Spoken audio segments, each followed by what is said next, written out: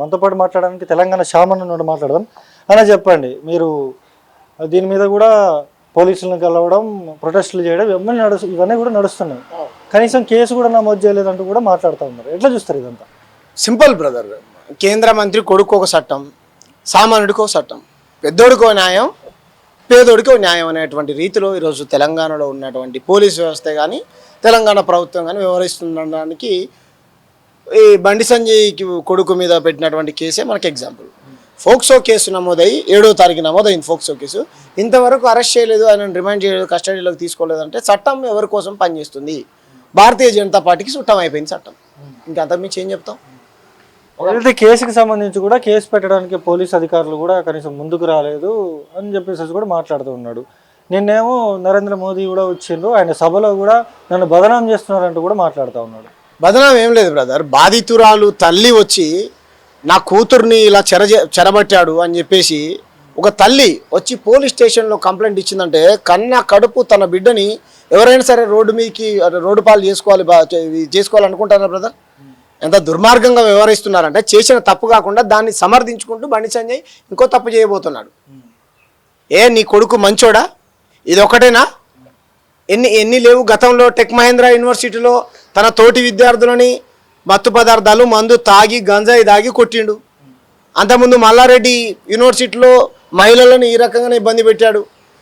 ఇదే పాపని నిర్మల్లో ఇబ్బంది పెట్టాడు, మొయినాబాద్లో ఇబ్బంది పెట్టాడు, ఫామ్ హౌస్ దగ్గర ఏమంటారు మన ఇక్కడ పేరు గుర్తురాట్లే ఈ ఏరియాలో ఎక్కడ ఇబ్బంది పెట్టాడు. ఎవరికి తెలియదు చెప్పు మీ బండారం? మీ కొడుకు మంచోడైతే నిజంగా ఇది ఒకటే పోనీలో ఏదో చిన్నపిల్లలు అని అనుకోవచ్చు. వాడు పచ్చి రౌడీ, వాడిని నువ్వు సమర్థిస్తూ ఉన్నావు. నీకు తగ్గట్టు వాడు తయారయ్యాడు. బాధితురాలు చిన్న పాప బ్లాక్మెయిల్ చేసి నాని డ్రాప్ అంటుండు. నీకు విషయం తెలుసా? వాళ్ళ నాన్న కారు నెంబర్కి 10 లక్షల రూపాయలు ఖర్చు పెడతాడు. వాళ్ళ డబ్బులు ఎందుకండి? వాళ్ళ ఆయన మంచి రియల్ ఎస్టేట్లో సెటిల్ అయినటువంటి ధనవంతుడు, వాళ్ళేం నిరుపేదలు కాదు. దేనికి వాళ్ళకి డబ్బులు? నేను 10 కోట్ల రూపాయలు ఇప్పిస్తా, వాళ్ళ తండ్రితోనే నేను 10 కోట్ల రూపాయలు ఇప్పిస్తా, నీ పదవికి రాజీనామా చేసి నీ కొడుకు చేసిన తప్పని ఒప్పుకో బండి సంజయ్. నువ్వు ఒప్పుకుంటావా? డబ్బుల కోసమే బ్లాక్మెయిల్ చేసింది ఆ కుటుంబం అని, ఆ తల్లి మీద, ఆ పిల్ల మీద, ఆ కుటుంబం మీద నిందేస్తున్నావు కదా. నేను 10 కోట్ల రూపాయలు ఇప్పిస్తా. తెలంగాణలో 100 కోట్ల మంది ప్రజలు ఉన్నావు కదా, ఆయన అయిపోయినా మేము అందరూ ఇస్తాం. నేను డబ్బుల కోసమే అంటున్నావు కదా. నీ డబ్బులు నీ కొడుకు దగ్గర నుంచి, నీ దగ్గర నుంచి డబ్బులు లాగడం కోసమే, నీ పేరు ప్రతిష్టలకు భంగం కలిగించడం కోసమే అని అంటున్నావు కదా. వచ్చి ప్రజాక్షేత్రంలో తేల్చుకో, రాజీనామా చేయి. నేను తప్పు చేయలేదు, నా మీద వస్తున్నటువంటి నిరాధారమైనటువంటి ఆరోపణలకు నేను రాజీనామా చేస్తున్నా, మళ్ళీ ప్రజాక్షేత్రంలో నా నిజాయితీని, నా నిబద్ధతను నేను ప్రూవ్ చేసుకుంటానని పోటీ చేసి గెలు. ఏమంటావు బ్రదర్? అంతే కదా. కాబట్టి నువ్వేం చెప్తానో చాలా తెలివిగా, నేను బీసీ బిడ్డని, న్యాయ వ్యవస్థలపైన నాకు నమ్మకం ఉంది, కోర్టులో తేల్చుకుంటా అంటాడు. ఎక్కడ న్యాయ వ్యవస్థలపైన నమ్మకం ఉంది బ్రదర్? యశ్వంత్ వర్మ అనేటువంటి జడ్జి ఎవడు 150 కోట్లు లంచానికి అమ్ముడు పోయి అమాయకమైనటువంటి దాంట్లో తప్పుడు తీర్పులు ఇచ్చి చాలామంది ఇది చేశాడు. అటువంటి జడ్జిల మీద కూడా ఎలిగేషన్స్ వస్తున్నాయా లేదా? కాబట్టి ఈ దేశంలో పెద్దోడికి పేదోడికి అనేటువంటి ఒక న్యాయం, ఒక తీర్పు అనేటువంటి దాంట్లో ఈరోజు చర్చించుకుంటారు. ఎందుకంటే ఇంతవరకు అదే చిన్న వ్యక్తి కాదు బండి సంజయ్. ఇప్పుడు తెలంగాణలో మీరు కూడా ప్రజా జీవితంలో, ప్రజాక్షేత్రంలో రోజు తిరుగుతున్నటువంటి వ్యక్తులే. మీరు చెప్పండి, జర్నలిస్టుగా సామాన్యుడు పోలీస్ స్టేషన్కి వెళ్ళి ఒక కేసు తీసుకోండి సార్ అంటే, ఏమైందిరా బాబు, ఏందిరా బాబు, ఎన్నిసార్లు రేపు రాపో, ఎల్లుండి రాపో, సిఐ లేడు, ఎస్ఐ లేడు అని ఒక కేసు మీద 20 సార్లు తిరిగినటువంటి పోలీస్ స్టేషన్లు ఎన్ని లేవు బ్రదర్? ఇది హైదరాబాద్లో నీకు చూపిస్తా. అలాంటిది ఆయన కేంద్ర మంత్రి అని తెలుసు, వాళ్ళ ప్రభుత్వం బీజేపీలో 12 ఏళ్ల నుంచి అధికారంలో ఉందని తెలుసు, ఈ దేశానికి నరేంద్ర మోడీ గారు ప్రధాని అని తెలుసు. రేపు 10వ తారీఖు నిన్నెంత 10 కదా, 9 నిన్న నరేంద్ర మోడీ గారు హైదరాబాద్కు వస్తున్నారని తెలుసు. కేంద్ర హోంమంత్రి బండి సంజయ్కి దగ్గరగా ఉంటాడని తెలుసు. ఇన్ని తెలిసినా సరే ఆ కుటుంబం ధైర్యంతో ఒక సాగల ఐలమ్మలాగా, ఒక సమ్మక్క సారక్కల్లాగా, ఒక రాణి రుద్రమాదేవిలాగా ధైర్యంగా ముందుకొచ్చి వాళ్ళు చంపుతానన్నా, పొడుస్తానన్నా, బెదిరించినా, అధికారాన్ని దుర్వినియోగం చేసి వీళ్ళని రకరకాల ఇబ్బందులు పెట్టాలని చూసినా ధైర్యంగా ముందుకొచ్చి ఆ తల్లి నాకు న్యాయం చేయండి అని ఆ తల్లి చిన్న పాప తరపున వచ్చి రోడ్డు మీద నిలబడదంటే వాళ్ళ నిజాయితీ పరులు, వీళ్ళ దొంగలు బ్రదర్. నువ్వు చెప్పు. ఇప్పుడు పోక్సో కేసు నమోదైంది, పోక్సో కేసులో ఇంతవరకు అరెస్ట్ కూడా చేయలేదు. నీరు గారి సెక్షన్లన్నీ కూడా పెట్టానని చెప్పేసి అంటా ఉన్నారు. వాస్తవేనా? వాస్తవం. ఇప్పుడు చాలా రకాల ఇబ్బందులు పెట్టాడు బ్రదర్ మనోడు. పెళ్లి చేసుకుంటా అన్నాడు, ఒకటే కులం అన్నాడు, మా డాడీ హోమ్ మినిస్టర్ అంటారు కేంద్ర మంత్రి అని అన్నాడు, చాలా నమ్మించాడు. అన్నిట్రా వీళ్ళ పని ఏంటంటే ఇది ఒక ముఠా. బండి భగీరథు అతని స్నేహితులు అందరూ కలిసి ఒక ముఠాలాగా తయారై, అరే ఈ ఎవరు అందంగా ఉంటే వాళ్ళని నువ్వు పడేస్తావారా నేను పడేస్తారా అని మాట్లాడుకోవడం. హనీ ట్రాప్లో హనీ ట్రాప్ అంటారు మన ఈ ఏమంటారు షేర్ చాట్లో వాళ్ళకు కామెంట్స్ పెట్టడం. కామెంట్స్ పెట్టిన తర్వాత అదేంటి మా బగ్గీకి నువ్వు రెస్పాండ్ కావట్లేవు అంటానంటే పాపం ఆ తల్లి మంచిది, వాళ్ళ మంచి కుటుంబం, వాళ్ళు ఏమంటారు చాలా సంస్కారంగా పెరిగినటువంటి కుటుంబం. వాడి మంత్రి కొడుకు అయితే నాకేంది, ప్రధానమంత్రి కొడుకు అయితే నాకేందని పట్టించుకోలేదు ఆమె. పట్టించుకోకపోతే మనోడు ఏడ్చి నువ్వు లేకపోతే నేను బతకలేను, నేను చచ్చిపోతా, నువ్వే కావాలి నాకు, వాళ్ళ ఇంట్లో ఏమో బయటికి పంపిద్దామని విదేశాలకు మంచి చదువు కోసం. మనోడేమో ట్రాప్ చేసి నువ్వు లేకపోతే నేను చచ్చిపోతా అని బిల్డింగ్ కింద ఇంటి కింద ఉండి ఫోటోలు గీటోలు పెట్టి బ్లాక్మెయిల్ చేసుకుంటూ చాలా రకాల ఇబ్బందులు పెట్టాడు. 18 ఏళ్ళు వచ్చిన తర్వాత నేను పెళ్లి చేసుకుంటా అన్నాడంట. మరి 18 ఏళ్ళు నాకు వచ్చినాయి కదా, ఇప్పుడు చేసుకుంటావా లేదా మీ డాడీకి చెప్పేవాళ్ళంట. మా డాడీకి తెలిసిపోయింది ఇలాంటివి ఒప్పుకోడు మా డాడీ అని చెప్పేసి ఆయన అన్నాడు. ఆయన అన్న తర్వాత వాళ్ళ పేరెంట్స్కి చెప్పుకున్నది ఆ పాప. ఆ పేరెంట్స్కి చెప్పుకున్న తర్వాత ఎందుకమ్మా ఇంత బాధపడతావు నువ్వు అని చెప్పేసి వాళ్ళు సర్దు మనిషేటువంటి ప్రయత్నం చేస్తే మళ్ళీ ఈ పాప మైనర్ బాలిక బగ్గి వాళ్ళ ఫ్రెండ్కి ఫోన్ చేసింది. నువ్వన్నా చెప్పొచ్చు కదా అన్న బగ్గికి అని అంటే వాడు ఇంతకుముందు 6 నెలలకు ఒక అమ్మాయిని మార్చినటువంటి దాంట్లో కూడా నా దృష్టికి వస్తే మల్లారెడ్డి హాస్పిటల్కి పోయి నేను పరామర్శించిన అమ్మాయిలని నువ్వు ఎట్లా నమ్మినావు అని అంటే ఆ పిల్ల ఇంకా షాక్ అయిపోయింది. షాక్ అయిపోయి వీడి పాపాన వీడు పోయినా వదిలేస్తే వీడేం చేశాడు అనుకున్నావు, తాగి తన క్లాస్మేట్ గా తనతో చదువుకోలే, వాళ్ళ కొలీగ్ ద్వారా తనకు పరిచయం అయితే ఇదంతా జరిగిన తర్వాత వాళ్ళ కొలీగ్ ఒక షాప్ ఓపెన్ చేస్తాడు. ఒక జిల్లాలో మన తెలంగాణలో ఉన్నటువంటి జిల్లాలో షాప్ ఓపెన్ చేస్తాడు. ఆ కొలీగ్కు పిలుస్తాడు షాప్ ఓపెనింగ్కు, ఈ పాపను పిలుస్తాడు, అటు బగ్గి గారిని పిలుస్తాడు. కానీ ఈ పాప బొద్దు బగ్గి గాడు పోతాడు. పోయి ఏం చెప్తాడు అనుకున్నా వాళ్ళందరికీ, ఇగో చూడరా నేను ఇలా ఎంజాయ్ చేశాను, ఎవరితోని ఈ పాపతో ఎంజాయ్ చేశానని వాళ్ళందరికీ చెప్తాడంట. వాళ్ళు పాపం మంచి వాళ్ళు కాబట్టి వాడు పచ్చి లంగబాడుగా ఉన్నాడమ్మా, నీ పరువు అంతా తీస్తున్నాడు, వాడిని నువ్వు ఎలా నమ్మా మంచి ఫ్యూచర్ ఉన్నదాని అంటే వీడు వదిలేసినట్టు కాకుండా నా పరువు ఇలా తీస్తున్నాడు ఏంటని మళ్ళీ ఆ తల్లి 19వ తారీఖు 13వ తారీఖు ఈ గోర్లకు పెట్టుకుంటారు కదా, దాన్ని ఏమంటారు, నేల్ పాలిష్ తాగి సూసైడ్ అటాక్ చేసుకుందా పాప. అది అయిపోయింది. అయిపోయిన తర్వాత మళ్ళీ ఇంటికి వచ్చారు. ఇంటికి వచ్చిన తర్వాత ఒక జర్నలిస్టు, బీజేపీలో ఉండేటువంటి ఒక జర్నలిస్టు, వాడు కట్టప్ప, ఆ కట్టప్ప గాడు జర్నలిస్ట్ గాడు, వాడు బీజేపీ టికెట్ కోసం ఒక మైనర్ బాలిక జీవితాన్ని ఆగం చేస్తావురా బండి సంజయ్కి భజన చేసుకుంటూ 3.5 గంటలు ఏప్రిల్ 22వ తారీఖు 23వ తారీఖు నువ్వు యాడున్నావురా? అరే కట్టప్ప నువ్వు యాడున్నావు 22వ తారీఖు లేవా? నువ్వు ఆ పాపతో మాట్లాడలేదా? 3.5 గంటలు జరిగింది దుర్మార్గం, వాడు చేసిన దుర్మార్గం అంతా నీ దృష్టికి తీసుకురాలేదా? ఆ పాప చెప్పుకుంటే నీకు బాధపడలేదా? నేను మాట్లాడతా ఇంత నీచుడా ఇంత నికృష్టుడా అని నువ్వు బండి సంజయ్ గారితో మీటింగ్ అరేంజ్ చేయలేదా? 24, 25, 26 బండి సంజయ్ నువ్వు ఆ బాధితురాలు కుటుంబం దగ్గర ఉన్నారా లేదా? మీరు కథలు పడుకుంటూ ఇదంతా జరుగుతుంటే ఏం చేశారు తెలివిగా మీరు?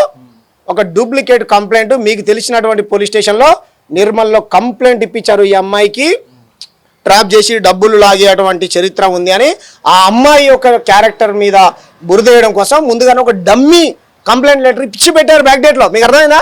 ఈ అమ్మాయి కేసు పెడితే కనుక ఆమెని ఈ రకంగా బదనాం చేద్దామని తెలిసిన పోలీస్ స్టేషన్లో అక్కడ ఇచ్చి పెట్టారు. ఎవరితో? అది కూడా బగ్గి ఫ్రెండ్తో ఇప్పించారు. ఎవడు ఇప్పించాడు? ఈ కట్టపగాడు ఇప్పించాడు. ఎవరి డైరెక్షన్లో? బండి సంజయ్ డైరెక్షన్లో ఇప్పించాడు. మీకు అర్థమైందా? కంప్లైంట్ ఇప్పించారు తప్ప ఎఫ్ఐఆర్ చేపియలే. తర్వాత ఏం చేసింది ఆ పాప? ఇంటికి వచ్చేసింది. అక్కడి నుంచి పోలీసులు ప్రెజర్ నిర్మల్ నుంచి మీ మీద కంప్లైంట్ వచ్చింది, మీ పాప మీద మీరు రావాలి. పూర్ణియమ్మ మా పాప జీవితాన్ని ఆగం చేసి మమ్మల్ని బదనాం చేసి మా పాప సూసైడ్ కారణమై మళ్ళీ మా మీదనే పోలీస్ స్టేషన్లో కేసు కంప్లైంట్ ఇచ్చారంట, మేము ఎందుకు రావాలి, పోదంపా మంత్రి కాడికి అని చెప్పేసి వాళ్ళు పోయే ప్రయత్నం చేస్తే మళ్ళీ ఈ కట్టప్ప ఏం చేశాడు, పెద్దగా అవుద్దని చెప్పేసి చాలా బతినాడే ప్రయత్నం చేశాడు. ఎంత కూడా ఇల్లే వాళ్ళు, మీరు పెడితే పెట్టుకోండి కేసు, మా పాపకు జరిగిన అన్యాయానికి మా దగ్గర అన్ని ఆధారాలు ఉన్నాయని పేటు బషీరాబాద్ పోలీస్ స్టేషన్కు 7వ తారీఖు సాయంత్రం 6 గంటలకు పోతే 6, 7, 8, 9, 10, 11 అర్ధరాత్రి 12 అయినా ఇటు పక్క నుంచి డీజీపీ గారితో మాట్లాడాలి, ఏసీపీ గారితో మాట్లాడాలి, సీఎం గారితో మాట్లాడాలి, హోమ్ మినిస్టర్తో మాట్లాడాలి, రాజకీయ ఒత్తుళ్ళు. ఎవరైనా పోలీస్ స్టేషన్కి వెళ్ళి కంప్లైంట్ లెటర్ ఏది వస్తే అది తీసుకోవాలి బ్రదర్. డీజీపీ గారితో మాట్లాడాలి. విఐపీ కేసు బండి సంజయ్ కొడుకు ఏమన్నా విఐపీయా? ఎవడు బండి సంజయ్ కొడుకు? ఎవడో సాధారణ పౌరుడు, అంతేనా కదా? నీ కొడుకు అయితే నువ్వు బాధ్యతగా పెంచాలి. నీ కొడుకు అయితే నువ్వు బాధ్యతగా పెంచాలి. ఆ పాప తన పైన హత్యా ప్రయత్నం చేస్తూ ఉంటే వద్దు బగి మన ఇద్దరం ఒకటే దానికి సంబంధించిన వాళ్ళం జై శ్రీరామ్ అని అరిచిందంట పాప, అయినా వదలే. నీకు అర్థమైందా? వీళ్ళు జై శ్రీరామ్ ఆటోమేటిక్ ఆ పాప చేసేటప్పుడు కూడా జై శ్రీరామ్ నన్ను ఎవరైనా కాపాడే ప్రయత్నం చేయండి, జై శ్రీరామ్ భారత్ మాతాకి జై అని అరిచిందంట. అయినా సరే చుట్టుపక్కల ఎవరు లేరు, అంతా మద్యం తాగి ఉన్నారు. కాబట్టి మీరు ధర్మానికి వ్యతిరేకులు, ధర్మాన్ని అడ్డం పెట్టుకొని రాజకీయం చేసే దొంగలు మీరు. ఆ పాప అయితే పొద్దున్నే దేవుణ్ణి దండం పెట్టండి బయటికి వెళ్ళేది కాదు కదా. ఈరోజు ధర్మాన్ని చేస్తురన్న, ధర్మ వ్యతిరేకులన్న, దేశ వ్యతిరేకులు అంటుండు. ఆ పాప కూడా హిందూ పాపనే, ఆ పాప కూడా సేమ్ కమ్యూనిటీ పాపనే. బీసీ సంఘాలు ఆడిగిపోయినాయి, ఇప్పుడు రోడ్డెక్కాలి కదా. సినిమా హీరోలు ఆడిగిపోయి రోడ్డెక్కాలి కదా. అరే అది పేరు మోహన్ బాబా, మంచు లక్ష్మి గారు ఎక్కడున్నారు, మీరు మాట్లాడాలి కదా. పవన్ కళ్యాణ్ సనాతన ధర్మ రక్షకుడు కూడా 2 తెలుగు రాష్ట్రాలలో ఏ అమ్మాయికి ఏం జరిగినా హూ అంటావు కదా, ఆడిగిపోయినావు మాట్లాడాలి కదా. మారవడిలత మాట్లాడాలి కదా. ఎటుపోయారు ఇప్పుడు ఆడవాళ్ళు, మహిళా సంఘాలు కొంతమంది మాత్రమే పేట బషీర్ పోలీస్ స్టేషన్ దగ్గర పోయారు కదా. సెలబ్రిటీలు, సినిమా హీరోలు, డైరెక్టర్లు మాట్లాడాలి కదా. కాంగ్రెస్ పార్టీ నాయకులన్నా మాట్లాడాలి కదా. కాబట్టి ఎవ్వరూ మాట్లాడట్లేరు. మాట్లాడేటువంటి వాళ్ళకేమో రకరకాల ముద్రలు వేసేటువంటి ప్రయత్నం చేస్తున్నారు. కాబట్టి ఆ కుటుంబానికి, ఆ మైనర్ బాలికకు మేము అండగా ఉన్నాం. సోషల్ యాక్టివిస్టులుగా, మేము సామాజిక ఉద్యమకారులుగా, తెలంగాణలో ఉన్నటువంటి సబ్బండ కులాల ప్రజలు, మతాలకు కులాలకు అతీతంగా మేము ఆ పాపకు అండగా ఉన్నాం. ఆ దుర్మార్గుడు చేసినటువంటి నీచ పనులు ఇంకా చాలా వందలు వేలు ఉన్నాయి. నా దగ్గర మొత్తం 3-4 పేపర్ల చిట్ట మొత్తం ఉన్నది. పాప పేరు చెప్పకూడదు కాబట్టి వాడు చేసిన ఘనకార్యాలు చాలా ఉన్నాయి. ఒక్క అమ్మాయినే కాదు, మీరు కారులో ఒక ఫోటో చూస్తున్నారు, ఒక ఫోటో ట్రోలో చూస్తున్నారు కదా. ఆ అమ్మాయి వేరు, ఈ అమ్మాయి వేరు. అర్థమైందా? ఎంతమంది బాధితులు మీ నోటీసులోకి వచ్చారు? ఇప్పుడు కాదు బ్రదర్, నేను సింపుల్ ఒక్కటే క్వశ్చన్ చేస్తున్నా మిమ్మల్ని. కేంద్ర మంత్రి ఒక సామాన్యుడి మీద పోలీస్ కేసు పెట్టాలంటేనే మనకు చాలా భయం వేస్తుంది. ఒక కార్పొరేటర్ మీదనో, ఒక జడ్పీటీసీ మీదనో, సర్పంచ్ మీదనో. కేంద్ర మంత్రి మీద కేసు పెట్టిందనంటే ఓకేనా, అంటే ఆ తల్లి, ఇలాంటి వాళ్ళు ఇంకా రాని వాళ్ళు ఇంకెంతమంది ఉండి ఉంటారు? బండి భగీరథు మంచోడు అనడానికి, చెడ్డోడు అనడానికి నా దగ్గర ఆధారం లేదు. కానీ చెడ్డోడు అనడానికి గతంలో తాగిన సిగరెట్లు ఉన్నాయి. ఆయన ఏమో సంఘ్ అంటాడు, ఆర్ఎస్ఎస్ అంటాడు, దేశభక్తి అంటాడు, హిందువులు అంటాడు. హిందువులు, సంఘు, దేశభక్తులు సిగరెట్లు, గంజాయిలు తాగరు కదా. మేము దేశభక్తులం. సరే పర్సనల్ అలవాట్లు ఉంటే ఉండొచ్చు, పబ్లిక్ డొమైన్లో పెట్టుకునేంత నీచమైన పనులు అయితే చేయం కదా. కాబట్టి నా డౌట్ ఏంటంటే మల్లారెడ్డిలో కూడా 4-5 అమ్మాయిలు వీని బాధితురాళ్ళు హాస్పిటల్ పాలయ్యారు. వాళ్ళ ఫ్రెండ్సే పోయి పరామర్శించారు. ఢిల్లీ యూనివర్సిటీ నుంచి తన్ని ధర్మేశారు, వీని క్యారెక్టర్ బాగాలేదని. టెక్ మహేంద్ర వాళ్ళు తన్ని ధర్మేశారు, క్యారెక్టర్ బాగాలేదని. మనోడు ఫార్చునర్ కార్లు, ల్యాండ్స్ క్రూజరా ఏమంటారు కదా, అటువంటి పెద్ద పెద్ద కార్లు వేసుకుని అమ్మాయిలను ట్రాప్ చేస్తాడంట. ముందు ఫ్రెండ్షిప్ చేసుకునేటువంటి ఇలా రకరకాలు ఉన్నాయి బ్రదర్. మీరు ఇంకా చాలా డీప్గా స్టడీ చేస్తే నేను ఒకటే రిక్వెస్ట్ చేస్తున్నా, బండి భగీరథ్ బాధితులారా, ఎవరైనా అక్కలారా, చెల్లెలారా, ఏ రాష్ట్రంలో ఉన్నా సరే మీరు ముందుకు రండి, ధైర్యంగా మాస్కులు పెట్టుకొని ముందుకు రండి. మేమందరం ఉన్నాం. వాడు మమ్మల్ని చంపుతా అంటున్నాడు. ఒక తెలంగాణలో జర్నలిస్ట్ ఉన్నాడు, ఈ ఇష్యూ మీద కొట్లాడుతున్నటువంటి జర్నలిస్ట్ని ఆయన చంపుతారంట, సుపారీ ఇచ్చారంట. సుపారీ లిస్ట్లో నా పేరు, ఇలా క్వశ్చన్ చేసేటువంటి వాళ్ళ పేర్లు చాలా మంది పేర్లు ఉందంట. నేను చెప్తున్నా, సంతే చంపుకోండి, నీ పేరు కూడా ఉంటే ఉన్నదో లేదో నాకైతే తెలియదు. చంపుకోండి బాబు, కాకపోతే ఆ పాపకు న్యాయం చేయండి అంటున్నాను. నన్ను చంపండి పర్వాలేదు, నన్ను చంపితే మా అమ్మకు ఇంకో కొడుకున్నాడు, ఆ జర్నలిస్టుని చంపితే మీలాంటి జర్నలిస్టులు 100 మంది పుట్టుకొస్తారు. కానీ ఆ పాపకు న్యాయం చేయండి. ఆ దుర్మార్గుడు నీచపు ఆలోచనలను చంపండి, మేము కోరేది అది. కాబట్టి తక్షణమే వాడిని అరెస్ట్ చేయాలి, డీజీపీ గారు చర్యలు తీసుకోవాలి, ప్రభుత్వం తక్షణమే స్పందించాలి, బండి సంజయ్ని మంత్రి పదవి నుంచి తొలగించాలి, పార్టీ నుంచి బర్తరఫ్ చేయాలి. ఇప్పుడు ఏమంటున్నారంటే చాలా మంది బీఆర్ఎస్ పార్టీ నాయకులు ఏమంటున్నారంటే వీళ్ళకి న్యాయం జరగదు, న్యాయం జరిగేంత వరకు మేము ఫైట్ చేస్తామని చెప్పేసి వాళ్ళు మాట్లాడుతూ ఉన్నారు. మీరు కూడా న్యాయం జరిగేంత వరకు మేము ఫైట్ చేస్తామని మీరు మాట్లాడుతూ ఉన్నారు. అసలు బాధితులు న్యాయం జరుగుతుందంట? నేను ఏమంటున్నానంటే బ్రదర్, సరే వాళ్ళు బీఆర్ఎస్గా వాళ్ళు ఫైట్ చేస్తానంటే వెల్కమ్, మంచిదే. పార్టీగా కొట్లాడుతుంటే మంచిదే. ఈ ఇష్యూకు పార్టీలకు అతీతంగా మత బీజేపీ వాళ్ళు వచ్చినా కలుపుకొని పోవడానికి సిద్ధంగా ఉన్నాం. మీకు అర్థమైంది? ఆర్ఎస్ఎస్ వాళ్ళు వచ్చినా కలుపుకొని పోవడానికి మేము సిద్ధంగా ఉన్నాం. మేము పార్టీకి వ్యతిరేకం, ఈ పనికి వ్యతిరేకమా మీరు చెప్పండి. ఈ పనికి వ్యతిరేకం, ఇటువంటి ఏదో పనులకైతే మీరు వ్యతిరేకమే కదా. పార్టీలను పక్కన పెడదాం, కొంచెం రాజకీయాలను పక్కన పెడదాం. మంత్రి ఒక సామాన్య, ఇప్పుడు మహమూద్ అలీ అనేటువంటి మనవాడు మొన్న ఇది చేశారు. ఇదే రాష్ట్రంలో దిగంబర్ కామ్లే మా కమ్యూనిటీకి కోసం పనిచేసేటువంటి ఒక కుల నాయకుడు, ఆయనను కూడా తక్షణమే అరెస్ట్ చేశారు. సామాన్యులకు నమ్మకం పెరుగుద్ది. ఇప్పుడు ఫోక్సో కేసులలో పెద్దోనికో న్యాయం, పేదోనికో న్యాయం అని అంటే, మరి ప్రియాంక రెడ్డిని, ఆ రెడ్డిలో పిల్ల కాబట్టి షాద్నగర్ దగ్గర పోతుంటే వాళ్ళ 4 తీసుకొని వచ్చి వాళ్ళు ఏదో చేసినందుకు వాళ్ళని పిట్టను కాల్చినట్టు కాల్చారు. ఇప్పుడు ప్రజలు మొత్తం అడుగుతారు, సజ్జనార్ గారు ఎక్కడున్నారు, వాళ్ళకో న్యాయం, వీళ్ళకో న్యాయం. నీకు అర్థమైందా? ఈ అమ్మాయి కూడా పెద్దోళ్ళ పిల్లనే కదా, కానీ ఈమెకి ఎందుకు న్యాయం చేయట్లేదంటే వీడు రాజకీయ నాయకుడు కొడుకు. నీకు అర్థమైందా? కాబట్టి వాళ్ళ పార్టీ అయినా మేమేమంటున్నాం, పార్టీలకు అతీతంగా ఆ పాపకు న్యాయం జరిగేంత వరకు, వాడిని అరెస్ట్ చేసేంత వరకు మేము కొట్లాడతాం. నిజంగా నేను ఇంతకుముందు చెప్పినట్టు బండి సంజయ్ కనుక చిత్తశుద్ధి ఉంటే, నువ్వు బీసీ నాయకుడు అంటున్నావు కదా, రైట్, బీసీ నువ్వు అన్యాయం చేసింది కూడా బీసీలకే, నువ్వు హిందువుని అంటున్నావు కదా, నువ్వు అన్యాయం చేసింది కూడా హిందువులకే, నువ్వు జై శ్రీరామ్ అంటున్నావు కదా, ఆ తల్లి కూడా నన్ను రక్షించు, వద్దు భగీరథ్, జై శ్రీరామ్ భగీరథ్, జై శ్రీరామ్ భగీరథ్ అంటుంటే కూడా నువ్వు వదిలిపెట్టలేదంటారా ఆ నీచుడు నికృష్టుడు. నువ్వు దేవుడికి కూడా వ్యతిరేకంగా పనిచేశావు, నీ కొడుకు చేశాడు. కాబట్టి ఒక దుర్మార్గుడికి ఎథిక్స్ ఉండవు. కాబట్టి ఎటువంటి పని చేసినా వెనకేసుకొచ్చేటువంటి ప్రయత్నం చేయకు.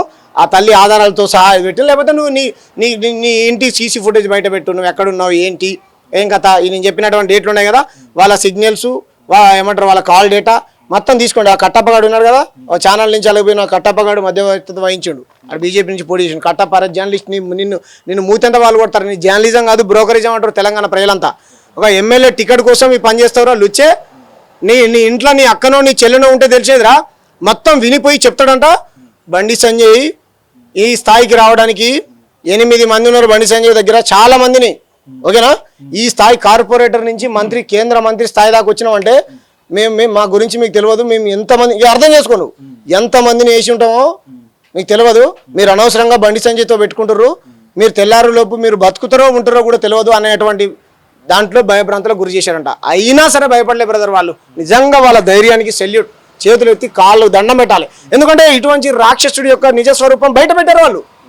కాబట్టి ఇంత తెగింపుతోని వాళ్ళు కుటుంబం ముందుకు వచ్చి ధైర్యంగా కొట్లాడుతారు. కాబట్టి మీలాంటి వాళ్ళం కానీ మాలాంటి వాళ్ళం కానీ ఆ కుటుంబానికి అండగా నిలబడాలి. బండి సంజయ్ కుమారుడిని తక్షణమే అరెస్ట్ చేయాలి. మీకు కూడా బెదిరింపు కాల్స్ వస్తున్నాయి, లేకపోతే బెదిరింపులు వచ్చాయని చెప్పేసి అంటున్నారు, మరి భయపడుతున్నారు మీరు? ఇగో బ్రదర్, నేనేమంటున్నా, నన్ను చంపితే చంపుకోర్రా నాయన, నేను వద్దండి. నేను నరేంద్ర మోడీ అనుచరులు చంపుతా అంటారు, క్వశ్చన్ చేస్తే చంపుతా అంటారు, మీరు చంపుకోరి. కల్గూరిని చంపారు, దవగోల్కర్ని చంపారు, ఇక్కడ కత్తి మహేష్ని చంపారు, ఇంకా చాలా మందిని చంపారు. దాంట్లో నేను ఒక్కనైతే నేను ప్రాణాలకు భయపడేటోని కాదు, నేను ప్రజలకు భయపడతా, నేను ప్రజలకు సేవ చేస్తా, ప్రాణాలకు భయపడేటోని కాదు. మీరు రాజు నేను తప్పు చేస్తే కనుక నేను కరీంనగర్లో ఎవరిని క్వారీలు కబ్జాలు చేయలేదు, నేను కరీంనగర్లో ఎవరిని బంగారం దొంగతనం చేసుకొని రారా దాంట్లో నాకు పార్ట్నర్షిప్ ఇవ్వని నేను అడగలేదు, ఆ దొంగల్ని రక్షించడం కోసం సీసీ కెమెరాలు మాయం చేయలేదు, అటువంటి దొంగతనాలలో నా పాత్ర లేదు. నాకెందుకు భయం బ్రదర్? నాకు మా ఇంటికాడ మా నాయన సంపాదించిన ఎకరన్నర పొలం ఉన్నది, దాంట్లో బండి బువ్వ తింటా, ప్రజల కోసం పని చేస్తా, నాకున్న ఉద్యోగం చేసుకుంటా, ప్రజల తరఫున కొట్లాడతా, నాకు ఒక పార్టీ ఉంది, ఆ పార్టీలో నేను పని చేసుకుంటున్నా. వాడు చంపుతా పొడుతానంటే ప్రజలు ఊరుకోరు కదా, నన్ను చంపగలుగుతారు, 4 కోట్ల మందిని చంపలేరు కదా. జర్నలిస్ట్ని ఒక ఆయన చంపుతా అంటారు, చంపుకోవాలి. వాళ్ళు చంపడే, వాళ్ళు మహాత్మా గాంధీని నుంచి మొదలు పెడితే మొన్న చనిపోయిన మొన్న అమరుడు అయినటువంటి కత్తి మహేష్ దాకా అందరినీ చంపుకుంటూనే వస్తారు వాళ్ళు క్వశ్చన్ చేసిన వాళ్ళని. నేను సాగుకు భయపడ బ్రదర్, అది చాలా చిన్న విషయం, పక్కన పెడదాం. ఆ పాపకు న్యాయం జరగాలి, అది పెద్ద విషయం.